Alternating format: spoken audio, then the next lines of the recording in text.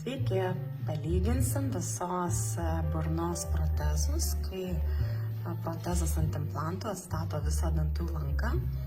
Tai šiuo metu viršutinėme žandikaulyje bus dedami cirkonio protezas, apatinis žandikaulis atstatomas hibridiniu protezu. Kuo jie skiriasi?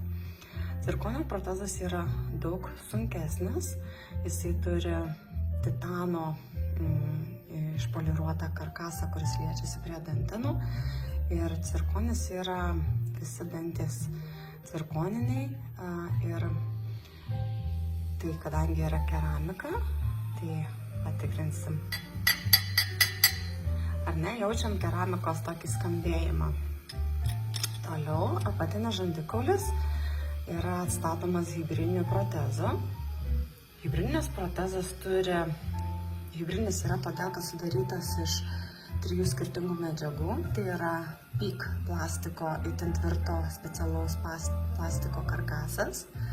Tuomet individualizuoti plastikiniai dantys ir rožinė apdaila atliekama hibridinio kompozitu. Šitas protezas yra labai lengvas, jis yra daug elastingesnis negu cirkoninis karkasas dėl savo savybių, ir jį pridėjus prie keramikos nebeturime tokio stipraus keramikos skambėjimo. Todėl atstatant ir viršų, ir apačią, pacientas jaučiasi natūraliau, kai vienas protezas atstatomas cirkoniu, kitas hibridiniu protezu.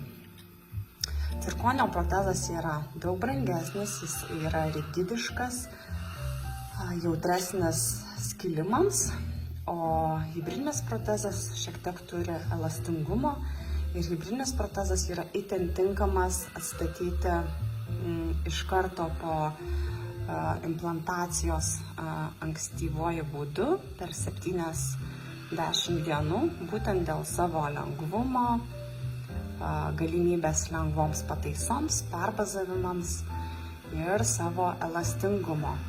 Taip, kad nėra kažkokio vieno stebuklingo protezo ar medžiagos. Geriausia yra žiūrėti į visumą ir asmeninę paciento situaciją, kada ir kokį protezą pasirinkti. Ačiū, iki!